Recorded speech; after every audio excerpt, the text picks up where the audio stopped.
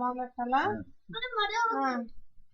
ఆశ్వీజం ఇదేంటి భాద్రపదం పోయి ఆశ్వీజం వచ్చిందట. ఆశ్వీజం అమావాస్య, పోలాల అమావాస్య. ఒక ఊర్లోనూ ఒక రాజుకి ఒక ఆవిడకి 7 కోడళ్ళు ఉన్నారట. 7 కోడళ్ళను ఇల్లు కడిగి, వాకలు కడిగి, రోలు కడిగి, రోకలు కడిగి, చీపురు కడిగి, చేట కడిగి పరిశుభ్రం చేసి ఆర్ది పులుసు, బూర్లు, గారెలు అన్నీను చేసుకొని అందరూ ఉపవాసాలు ఉండి పూజ చేసుకుంటున్నారట. పూజ చేసుకుంటుంటే 7 కోడళ్ళకి తాలూకా పిల్లలు, అత్తగారు అందరూ కలిసి పూజ జరుగుతుండగాను ఆఖరి కోడలేమో చిన్న కోడలదైతేమో చిన్న పిల్లడట. ఆ పిల్లని తీసుకొని వచ్చి అడ్డాల్లో కడుపుచాలన్నాం కదా, అడ్డాల్లో పెట్టుకోమ్మా అని అన్నదట అత్త. వెళ్ళి చూడబోయేసరికి ఉయ్యాల్లో నన్ను పిల్లడు పోయి ఉన్నాడట. అయితే ఏటైందో తెలియలేదు అని కిర్రమర్రమన్నారట. తర్వాత ఏమో చిన్న కోడలను అడిగితే పులుసులోనేమో పులుపు సరిపోయిందో లేదో చూసేసాను అన్నాడట. సరే అలా చేయకూడదు, చాలా నిబంధనంగా చెయ్యాలి, పోలేరు తల్లికి నోటి వాసన కట్టుకున్నట్టు చెయ్యాలి, ఏవి నంచకూడదు, ఉపవాసం ఉండి చెయ్యాలి అని చెప్పి అక్కడ దెబ్బలాడేసింది. ఆ సంవత్సరం అయిపోయిందట. ఆ పిల్లాడి నిన్న ఆ పులుసులు కలగాలన్నీ కాళ్ళకి ఎక్కిసారట, వదిలేశారట. ఆ సంవత్సరం అయిపోయింది.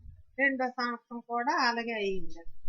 మళ్ళీ చిన్న కోళ్ళు మళ్ళీ నెల తప్పిందట. మళ్ళీ గోపు పుట్టాడట.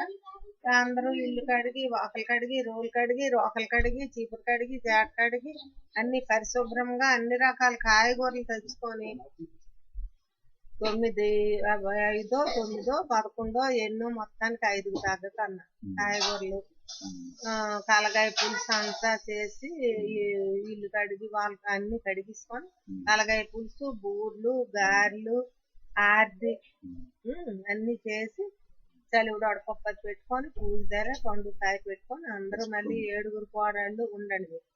7 కోడళ్ళు కూడా ఈ భర్త పూజ చేసుకోవడానికి కూర్చొని మళ్ళీ చిన్న కోడలనట మళ్ళీ పిల్లడనట్టు ప్రతి సంవత్సరము పిల్లడ పోతుంటే మళ్ళీ వెంటనే నెల తప్పుతుంది, మళ్ళీ ఏడాది వచ్చేసరికి పిల్లడు పుడుతున్నాడు. 2వ సంవత్సరం కూడా అలాగే ఆ పిల్లడేమో చిమ్ము పెట్టి అమ్మ మాడు వాసన వచ్చేస్తుంది మరి ఉండండి. అయితే మళ్ళీ పరిశుభ్రంగాను ఇచ్చేసరికి ఆ పిల్లని మళ్ళీ తెమ్మన్నమాట. ఆ పిల్లని తెమ్మనేసరికి ఆ పిల్లడేమో మళ్ళీ అలాగే అయ్యో అయ్యో ఏమి ఇలాగా వెళ్ళి చేపేసరికి ఆ పిల్లడు పోయాడు. మళ్ళీ 7 చేసావమ్మా, ఆర్దిలో తీపి చాలేదని చూసేసాను అన్నదట. సరే అన్నదట. మరి చెప్తాను, మంచి పట్టు ఉపవాసం ఉండాలి, ఆ పోలేరు తల్లికి జిడ్డు మీద కేట మీద కూర్చోకూడదు, పిడక మీద కూర్చోకూడదు, పేడు మీద కూర్చోకూడదు, చాలా జాగ్రత్తగా నియమంగా చెయ్యాలి, ఏటి ఉపవాసంతో ఉండాలి, నోటికి కట్టుకొని చెయ్యాలి అనేసట. మళ్ళీ చెప్పిందట. మళ్ళీ అలాగే యథావిధిగా ఆ పని చేసుకుంటాం. ఆ పిల్లని తీసుకెళ్లి పళ్ళు పెట్టిస్తారట, ప్రసాదాలు కూడా పెట్టిస్తున్నారట.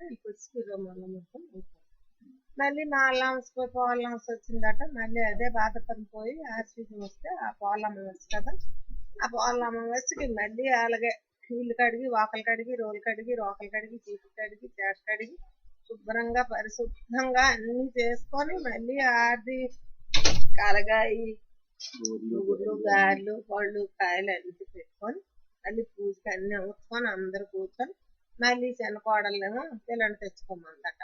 పిల్లల్ని అడ్డాలు పెట్టుకోనో దగ్గర పెట్టుకోనో చెప్పుకోవాలి అసలు పద్ధతిగా. అవకాశాలు లేని వాళ్ళు అక్షతలు వేస్తారు. అయితే అలా చేసి పూజ దగ్గరికి మళ్ళీ పిలిచేసరికి మళ్ళీ వెళ్ళేసరికి 3వ ఏడు కూడా ఆ పిల్లడు అలాగే అయ్యింది. మళ్ళీ అలాగే అయితే అయ్యో ఏంటి ఇలాగా అని అంటే మళ్ళీ ఏదో బట్టనంచడం, ఏదో ఒకదాని మీద కూర్చుంటుకోవడం చేస్తున్నారు. అయితే సరే అయిపోయింది. 3వ సంవత్సరం కూడా అలాగే తిరగమర్రమన్నారు. పిల్లడ పళ్ళు పెట్టి మళ్ళీ 4వ సంవత్సరం వచ్చింది. మళ్ళీ మాలనమస్ పోయి పోలనమస్ వచ్చింది. మళ్ళీ ఆశ్వీజ అమావాస్య వచ్చింది. సరే భగవంతుడా ఈ సంవత్సరమైనా శుభ్రం చేయండి అని మళ్ళీ అందరికి చెప్పింది. ఇల్లు కడిగి, వాకలు కడిగి, రోలు కడిగి, రోకలు కడిగి, చీపులు కడిగి, చేట కడిగి అన్ని పరిశుభ్రం చేసుకొని మళ్ళీ కలగాయి, బూర్లు, గారెలు, పులుసు అన్ని చేసుకొని ఆరతి చేసేసి పూజ దగ్గర అన్ని జోగాడించుకొని పళ్ళు, కాయలు, సెలవులు పూజ దగ్గర కూర్చొని కాసేపు కూర్చొని మళ్ళీ 4వ సంవత్సరం కూడా పిల్లడు తీసుకురాయమ్మని సార్. ప్రతి సంవత్సరం నెల తప్పుతుంది. ఆ పిల్లడు పోగానే నెల తప్పుతుంది. పోలం వస్తే మళ్ళీ చేతిలో 3 పిల్లడు తయారవుతున్నాడు.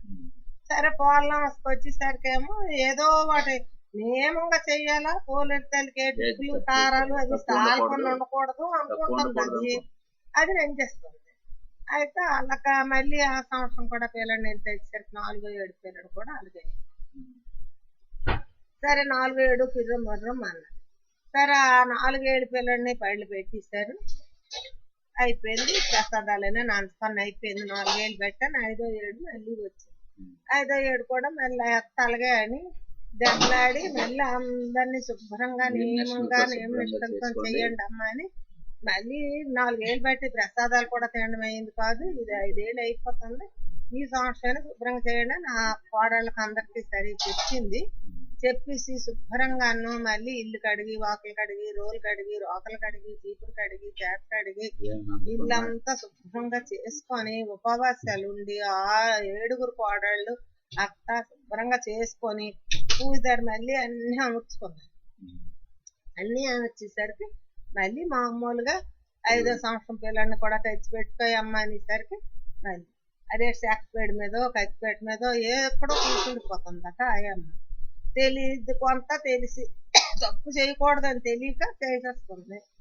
ఏది చేస్తే ఏంటని తెలియక సరేనని 5వ ఏడు పిల్లలు కూడా అలాగే అయిపోయింది. మళ్ళీ తిర్రో మర్రో అన్నారు. 5వ ఏడు పిల్లల్ని కూడా తీసుకెళ్లారు. పళ్ళు పెట్టేశారు. పెట్టేసిన తర్వాత ఏమో శుభ్రంగా ఏడ్చుకొని వచ్చి ఇంట్లో కూర్చొని ప్రసాదాలు 5 ఏళ్ళు పెట్టి తినలేదని తిర్రో మర్రలు ఆడింది మళ్ళీ. ఏదంటే 7 సార్థకం ఉంటుంది ఊరుకుంటుంది. ఆ సంవత్సరం అయిపోయింది. 6వ సంవత్సరం వచ్చింది. 6వ సంవత్సరం మళ్ళీ మాళ్ళమ్మ బస్సు పోయి పోలమ్మ బస్సు వచ్చింది. ఇలాగే భాద్రపదం పోయాక ఆశ్వీజం వచ్చే అమావాస్య పోలమ్మ బస్సు అవుద్ది అన్నమాట వినాయక చవితి ఎక్కువ. అయితే ఆ పోలమ్మ బస్సుకి మళ్ళీ ఇల్లు కడిగి, వాకలు కడిగి, రోలు కడిగి, రోకలు కడిగి, చీపురు కడిగి, చేట కడిగి శుభ్రంగా అన్ని నియమంగా ఏంటంటే నీళ్ళు ఎంగుళ్ళే పనికిరావని ఇవన్నీ శుభ్రాలు అన్నమాట చేసుకొని మళ్ళీ మామూలుగా యథావిధిగా 6వ సంవత్సరం నోము నోసుకునేసరికి మరి 6వ సంవత్సరం మళ్ళీ కోడలు చిన్నపిల్లలతో ఉంది. మళ్ళీ అందరికి చెప్పడం జాగ్రత్తలు బాగానే చెప్తుంది. మళ్ళీ అందరూ చేస్తున్నారు. ఆ చిన్న కోడలు ఏంటంటే ఏదో నియమంగా చేసేద్దామని మరీ ఎక్కువ చేసి ఏదో ఒకటి చేస్తుంది. అయిపోయిన తర్వాత 6వ సంవత్సరం కూడా ఆ పిల్లని తీసుకొచ్చి పిల్లని తీసుకురమ్మనేసరికి ఆ సంవత్సరం కూడా ఆ పిల్లడు అలాగే అయిపోయింది. ఏదో కలగాయలోను కారం సారలేదనో ఏదో అలాగే 6 సంవత్సరాలు పిల్లడు కూడా అలాగే అయిపోతే ఇక తిరో మర్రం అనుకొని ఆ కోళ్ళకి 2 సేవట్లు పెట్టేసి ఆ బయలు పెట్టేసి ప్రసాదాలు కూడా తినడానికి మరి పనికిరాదు కదా నైలు కదా పడిసినది ఊరుకున్నారు. ఆ సంవత్సరం కూడా ఇక 7వ సంవత్సరం రాని చేసింది అది అత్త. ఇక దీంతో లాభం లేదు, బుద్ధి తక్కువదాయి మరి ఇక ఎందుకనేసి శుభ్రంగా నియమంగా 6 కోడళ్ళని పెట్టుకొని ఆ చిన్న కోళ్ళకి మాత్రం వేరే ఒక విసురు ఇచ్చిందండి. అన్ని అమ్మ నువ్వే ఎక్కడో చేసుకో మరెందుకు నీ వాళ్ళు అందరికీ పూజ అవుతుంది కాదు ప్రసాదాలు అవుతున్నాయి కాదు నువ్వు ఎలా చేసుకుంటావు చేసుకో అనేసి దానికి అన్ని బెల్లం కూరలు నారలు అన్ని ఇచ్చేసిందట. ఇది వేగి తెల్లవారిసరి గబగబా దానికన్నా ముందు అది ఇంకే వార్త చెప్పక ముందు ఈ అత్త 6 కోడళ్ళు శుభ్రం పూజ చేసేసుకున్నారట. ఏ ప్రసాదాలు కూడా తినేశారట, ఊరుకున్నారు. ఇది మళ్ళీ మొదటికే అన్ని చేసింది. ఇప్పటికైనా పోనీ మా అత్త అలా చేసింది ఇంకా జాగ్రత్త చేద్దునని ఏదేని మీద కూర్చుందో ఏదన్నదో దీనిపైన ఇది చేసి కానీ ఇంకెందుకని శుభ్రంగా మళ్ళీ వెళ్ళి ఆ పిల్లని చూడబోసరికి ఆ పిల్లడు అనిపోయేసరికి ఆ మొగుడు నోరు నొక్కిస్తాడట. మరి నోరు నొచ్చుకో మరి ఆడకు నీరుకు పొరికి ఎవరికి తెలియకుండా చేసుకోవడానికి వాళ్ళు చేసుకున్నారు. నువ్వు నోరు పెట్టక ఏమీ లేదు. ఒక గడి చేకపడి వరకు ఉంచి ఆ పిల్లని కొట్టుకొని ఆ ప్రసాదాలు పట్టుకొని 3 కళ్ళం కాళ్ళు వేసుకొని వెళ్ళిపోయినారు. తీసుకెళ్ళి పళ్ళు పెట్టడం. కొంత రోవ వెళ్ళేసరికి వాన గాలి ఉరుములు మెరుపులు ఎలాగంటే గాఢంత కారం అయితే ఎక్కడ కనబడలేదట. కనబడకపోతే అప్పుడు ఏటైంది అగో అంత దూరానికి వెళ్ళేసరికి చిన్న మెరుగు కనబడుతుందట ఎక్కడో. అది కూడా అక్కడ లైట్ కనబడుతుంది కదా, అందాక తల దోసుకుంది అనేసట. అట్నుంచి అంటే అదే బయలు పెట్టేసి వచ్చిస్తుండగా అనమాట, అక్కడ ఎక్కడో దాచుకుంటుంటాట, వెళ్తురు ఉందట. వెళ్ళి ఇలా పంచ దూరేసరికట గుమ్మ గుమ్మ గుమ్మ బాసనలట, కాలగాయలు ఆర్దులు పులుసులు పోలేరుతాళ్ళట. ఇక నువ్వు కళ్ళ బంగారం గరిటలతో వెండి పళ్ళేలతో ఆర్దులు కాలగాయలు అందరికి వడ్డించుకున్నాడట. ఎలాగంటే అలా ఉందట ఇంట్లో గమ్మగమ్మలు ఆడుతా. సరే వచ్చి చూసి ఆ పంచలో ఉంటుండగానే ఆ చేతతో చీపుతో కొట్టండి, నరకంపు నరగాలి, అదేట పిడకతో కొట్టండి, కత్తిపెట్టు అది ఏటేటైతే ఇచ్చేసిందో చేతతో కొట్టండి అనేసి అంటుంటే అప్పుడు ఆ పోలేరు తల్లి మీద కాళ్ళ మీద పడిపోయి ఇది చేసిన తప్పులు ఆవిడ వర్ణించినప్పుడు తెలిసింది నేను ఈ తప్పులు చేశానని. అమ్మ నాకు తెలియక చేశాను కానీ తెలిసి చేయలేదు అని కాళ్ళ మీద పడిపోయి సాష్టాంగ దండం పెట్టుకొని, నాకు నేముగా చేయమన్నారని ముందు ఉప్పులు కారాలు బెల్లాలు తారలేదని ముందు చూశాను, అతను నంచకూడదు అన్నారని అది నంచలేదు. పాలన సున్నాలట, చెక్కపేడు మీద పిడక మీద కత్తిపేట మీద కూర్చోకూడదట. అవన్నీ నేను చేయలేదు, చేశానమ్మా నన్ను క్షమించి ఇక్కడ బయట చేసుకుంటాను శుభ్రంగాని. ఆ క్షమాపణ అనేసరికి మరి ఆ తల్లి క్షమాపణ క్షమించి లేగమని చెప్పి వాళ్ళకు కూడా ప్రసాదాలు పెట్టి ఎంత ఎక్కడెక్కడ నీ పిల్లల్ని వేసావో దాన్ని ఇంత వీబూది అక్షతలు అన్ని మంత్రించి ఇచ్చి ఆ పిల్లల్ని ఎక్కడెక్కడ ఏ సంవత్సరం పిల్లలు 6 ఏళ్ళ పిల్లలకి గంటలోడు మొగలోడు ఏటేటి పేర్లు పెట్టారో ఆ పేర్లతో పాటు ఆ పిల్లల్ని లేకపోతే 7 పిల్లలట.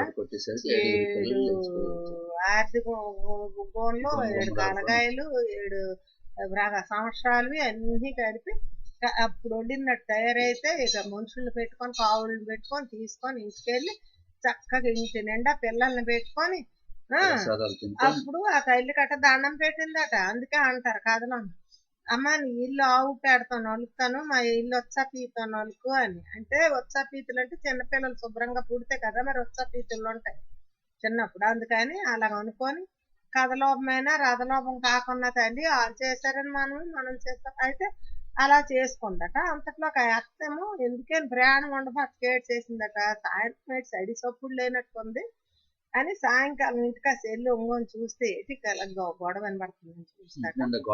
పిల్లలు కిటికీలే లేదు, చిన్న సౌందర్యాలు చూస్తాట, ఇంటి నిండా పిల్లలట, 7 పిల్లలు కలగా అయ్యా అది ఎలాగంటే ఇల్లు కిలకిలకిలకిలు ఆడుతుందట. అప్పుడు తలుపు తీసి చూసి ఏంటంటే అప్పుడు కాళ్ళ మీద పడిపోయా మీరు చెప్పారు నాకు తెలియలేదు అని జరిగిన వృత్తాంతం వల్ల చెప్పి ఇలాగా ఇదయిందట. అదే వాళ్ళు చేశారని మనం చేస్తామని దేవుడు జాగ్రత్త శుభ్రంగా క్షేమంగా హ్యాపీగా సంతోషంగా తెలిసినా తెలియకపోయినా దండం పెట్టుకొని ఆ తల్లికి అపరాధం అని చెప్పి ఉపవాసం ఉండి చెయ్యాలి. పిల్లలకి అదే సంతానానికి కడుపు చాలను పిల్లలు శుభ్రంగా ఉంటారు. అదనమాట అయిపోయినట్టే. శుభ్రంగా అందరూ అలా చేసుకోండి అమ్మా అని చెప్తాం. ప్రతి సంవత్సరం వీళ్ళని బట్టి పోలాలమ్మ బస్ అని మా అత్తయ్య గారు చెప్పారు కాదు, మేము అలా ఊళ్ళు వెళ్ళిపోయినాము అని నన్ను ఎవరు తలకున్నా. ఎప్పుడైనా పూజ అనేది వినాయక చవితి వెళ్ళిపోయిన తర్వాత అమావాస్య ఎప్పుడు వస్తుందో పోలాల అమావాస్య అంటారు దాన్ని. ఆశ్వీజ మాసం వచ్చి అమావాస్య, దీపావళి ముందు అమావాస్య పోలాల అమావాస్య, అది చేసుకోవాలా.